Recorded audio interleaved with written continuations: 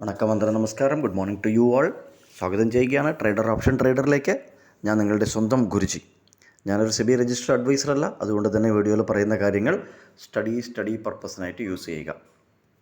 ഇന്നലത്തെ വീഡിയോ 2 മിനിറ്റിൻ്റെ വീഡിയോ എത്ര പേര് കണ്ടു എന്ന് എനിക്ക് അറിഞ്ഞൂടാ. കണ്ടിട്ടുണ്ടെങ്കിൽ രാവിലെ സിഇയിൽ നല്ലൊരു പ്രോഫിറ്റ് ബുക്ക് ചെയ്യാൻ പറ്റുമായിരുന്നു, നല്ല പോയിൻറ്റ്സ് ബുക്ക് ചെയ്യാൻ പറ്റുമായിരുന്നു.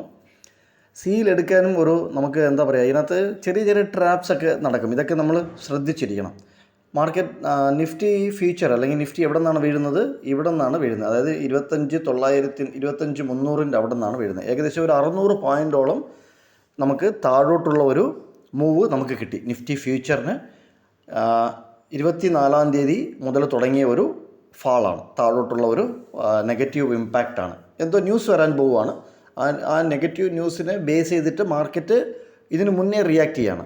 ഫ്യൂച്ചറിൽ വരാൻ പോകുന്ന ഒരു കാര്യം അറിയാവുന്ന ആൾക്കാരുണ്ട്. അവർ പർട്ടിക്കുലർ ഏതെങ്കിലും സ്റ്റോക്കോ ഏതെങ്കിലും ഒരു ഇതിലോ ഒന്ന് വിൽക്കുകയാണ്. അങ്ങനെയാണ് മുകളിൽ നിന്ന് ഇപ്പോൾ താഴോട്ട് വന്നുകൊണ്ടിരിക്കുന്നത്.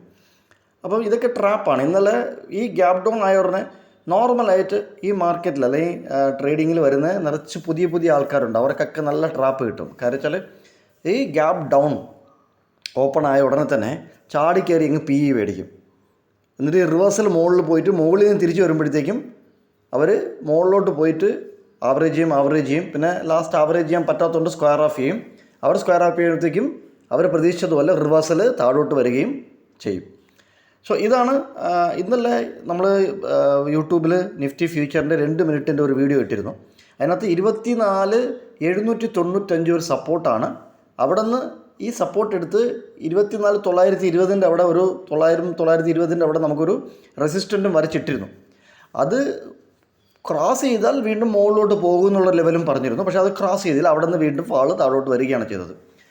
രാവിലെ തന്നെ ഞാനൊരു CE കയറി അതിൻ്റെ സ്ക്രീൻഷോട്ട് ടെലഗ്രാം ചാനലിൽ ഇട്ടിട്ടുണ്ടായിരുന്നു.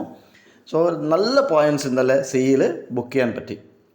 സോ അങ്ങനെ നല്ല പോയിൻറ്റ്സുകൾ നമുക്ക് നമ്മുടെ ലെവൽ ബേസ് ചെയ്തിട്ട് നമുക്ക് കയറി അതിനകത്ത് പ്രോഫിറ്റുകൾ ബുക്ക് ചെയ്യാൻ പറ്റും. അതുപോലെ ഇന്നലെ പോയിൻ്റ് ഓഫ് കൺട്രോൾ 120 പറഞ്ഞിരുന്നത്.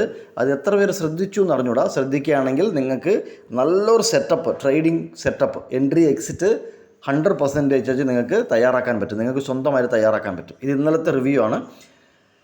ഇന്ന് ഏറെക്കുറെ എന്താ പറയുക, ഒരു ബാലൻസ് മോഡിലാകാനുള്ള സാധ്യതകൾ കൂടുതലാണ്. ഇന്ന് ചൊവ്വാഴ്ചയാണ്. അപ്പം ഇതിന് ബാലൻസ് മോഡിലാകാനുള്ള സാധ്യതകൾ കൂടുതലാണ്. ഇന്നത്തെ പോയിൻ്റ് ഓഫ് കൺട്രോൾ 100 രൂപയാണ്. 100 റുപ്പീസാണ് ഇന്നത്തെ പോയിൻ്റ് ഓഫ് കൺട്രോൾ നമുക്ക് കാണാൻ പറ്റുന്നത്. ഈ ലെവൽ നിങ്ങൾ നോക്കിക്കോളൂ. 24,650 മുകളിൽ 24,755 എന്ന് പറയുന്ന ലെവൽ. ഇതിനകത്ത് തന്നെ നിന്നാൽ 100% സൈഡ് വേസ് തന്നെ ആയിരിക്കും. ഇതിനകത്ത് നിന്നാൽ ഇതിൻ്റെ മുകളിൽ പോയാൽ നമുക്ക് മുകളിലോട്ട് 24,850 വരയ്ക്കും പോകാൻ പറ്റും മുകളിലോട്ട്.